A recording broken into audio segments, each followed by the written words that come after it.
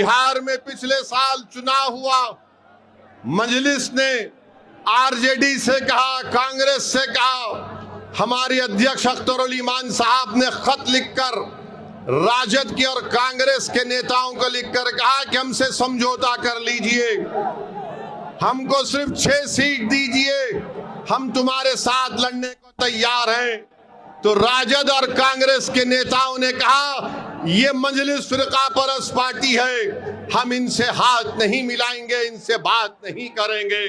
आपको बताना जरूरी समझता हूं कि हमारे 4 विधायक को राजद और कांग्रेस ने तोड़ लिया। इसके बावजूद भी हमने कहा चलो बीजेपी को रोकना है बिहार में, हम तुमसे हाथ मिलाने को तैयार हैं। मगर इन्होंने इल्जाम लगा दिया कि हम फिरका परस्त है। किसी कांग्रेस और राजद के नेता ने कहा कि ओवैसी जानता है कि हमारे बगैर नहीं जीत सकता, वो कमजोर है, इसीलिए वो हमसे हाथ मिलाना चाहता है।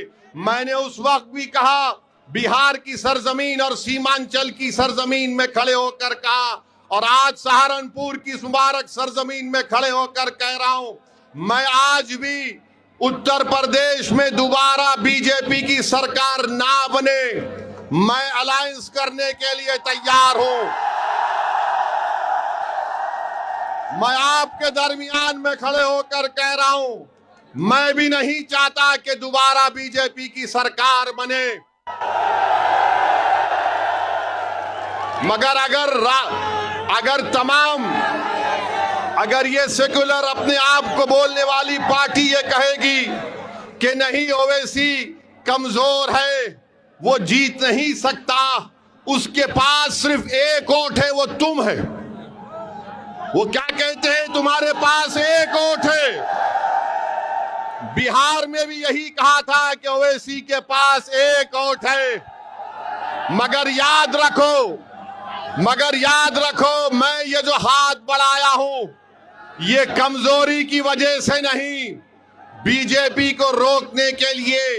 अगर तुम कमजोरी समझते हो तो याद रखो, ये हाथ जो आज दोस्ती की तरफ बढ़ा है, कल तुम्हारे गिरेबान के तार से भी खेलने तैयार रहेगा। और उस वक्त रोना नहीं जब नतीजा आएगा, अरे हाय हम हार गए। अरे तुम हारोगे अगर हमको साथ नहीं लोगे तो। और जो लोग कहते हैं कि इसके पास एक वोट है, क्या आप मेरे साथ हैं, मजलिस के साथ हैं? क्या सहारनपुर की जनता मजलिस के साथ